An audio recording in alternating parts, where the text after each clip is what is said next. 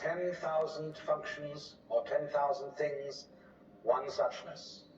And we're all one suchness. Now that means that suchness comes and goes like everything else because there's an on and off system. As the Chinese say, it's the yang and the yin. And therefore it consists of now you see it, now you don't, here you are, here you aren't, here you aren't. Because that's the very nature of energy, to be like waves, and waves have crests and troughs. Only, we, being under a certain kind of sleepiness or illusion, imagine that the trough is going to overcome the wave, or the crest. The yin, the dark principle, is going to overcome the yang, or the light principle. And that off is finally going to triumph over on. And we, shall I say, bug ourselves by indulging in that illusion.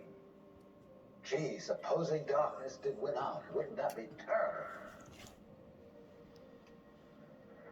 And so we're constantly trembling and thinking that it may, because after all, isn't it odd that anything exists?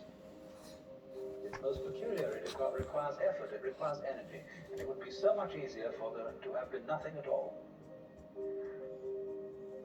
Therefore we think, well, since the is side of things is so much effort, you always give up after a while and you sink back into death.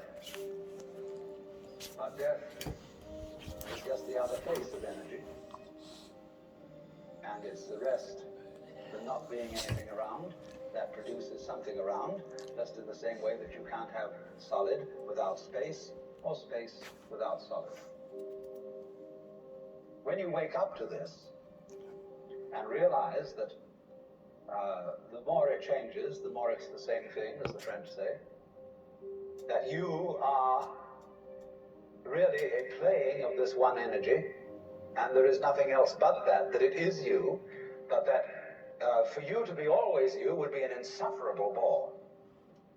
And therefore, it is arranged that you stop being you after a while, and then come back as someone else altogether. And so when you find that out, you become full of energy and delight. And you